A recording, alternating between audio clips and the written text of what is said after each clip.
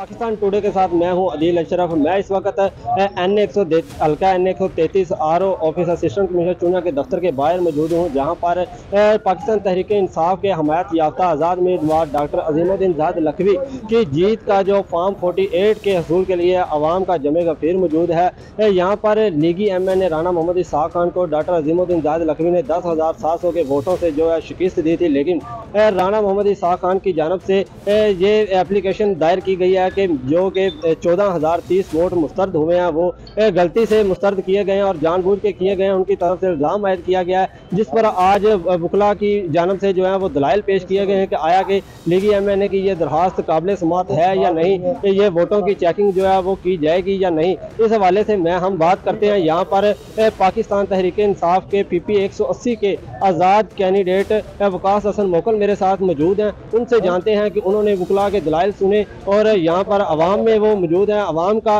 क्या रद्द अमल है और उनका क्या नज़रिया है, इस हवाले से उनसे बात करते हैं। जी वकास साहब, क्या हाल चाल है? अल्लाह का शुक्र है। वकास साहब, यहाँ पर आप आए हैं अपने कायद की जीत का नोटिफिकेशन लेने के लिए, तो अभी आपने अंदर दलाइल भी सुने हैं, तो क्या कानून के मुताबिक ये क्या बनेगा फॉर्म 48, ये हसूल में इतनी देरी क्यों हो रही है? बिस्मिल्लाहिर्रहमानिर्रहीम जी, 2 एप्लीकेशंस आई थी जी राना इसहाक साहब की तरफ से, और उनके अंदर जो उन्होंने प्रेमिस दिया था वो ये दिया था कि जी बहुत ज़्यादा धांधली हुई है और जो प्रिजाइडिंग ऑफिसर्स हैं उन्होंने हमें फॉर्म 45 नहीं दिए, एक, और दूसरा बहुत सारे जगहों पे जो रिजेक्टेड वोट्स हैं उनकी काउंटिंग का भी मामला है।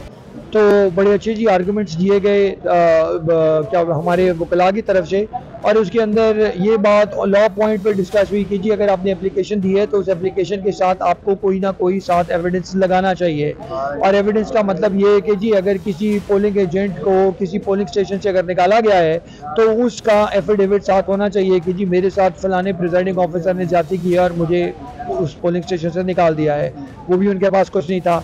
फिर साथ ये भी कहा गया कि जी अगर आपको वहाँ से निकालने में या आपके वहाँ पे फॉर्म 45 छीनने के अंदर जो शख्सियात शामिल थी, आप उनके भी नाम अगर हमारे सामने रखें ताकि हमें इस बात का यकीन हो कि जो करने वाले थे वो अशखास कौन थे। उसका भी उनके पास कोई जवाब नहीं था। तीसरी जो एक और उन्होंने डिस्कशन की वो ये रिजेक्टेड वोट वाली थी, और उसके अंदर यही आर्गूमेंट था जी कि वो पूरे 400 प्लस जो पोलिंग स्टेशन हैं उसके ये कलेक्टिव 14,000 रिजेक्टेड वोट्स हैं, और ये आपको ऑप्शन बिल्कुल है कि आप अपनी मर्जी के 2, 3, 4 बिल्कुल बता सकते हैं पोलिंग स्टेशंस के जहाँ पे आपको अगर रिजेक्टेड वोट्स की गिनती का कोई मामला है। और उसके अंदर सुप्रीम कोर्ट की एक जजमेंट भी जहाँ इंक्लूड की गई कि छोटे छोटे मामलात के ऊपर पूरे हल्के की रिकाउंटिंग का ये कोई जवाब ही नहीं बनता है। सो उस नुक्ता नज़र से जी मैं ये समझता हूँ कि जी इंशाल्लाह यहाँ पे इन आर्गूमेंट्स के बाद डॉक्टर अजीमुद्दीन लखवी साहब लीगी MNA की जानब से दरखास्त दी गई है वो पूरे हल्के की रिकाउंटिंग दोबारा होगी या कि जो सिर्फ मुस्तरदशुदा वोट है उनकी चेकिंग दोबारा होगी? मैं आपको बताऊं जी उस दरखास्त का हमें या हमारे वकला को कोई सिर पैर समझ नहीं आया कि वो एग्जैक्टली चाहते क्या हैं। अगर तो वो रिजेक्टेड वोट्स की बात करते हैं तो वो बिल्कुल हक हासिल करते हैं कि वो बता दें कि जी इधर इधर रिजेक्टेड वोट्स पे हमें इशू है। सब फॉर्म 45 के ऊपर उनके पोलिंग एजेंट्स के दस्तखत ऑलरेडी हैं, जिसका मतलब है कि पोलिंग एजेंट उस फैसले के साथ और मुत्तफिक हो चुके हुए हैं।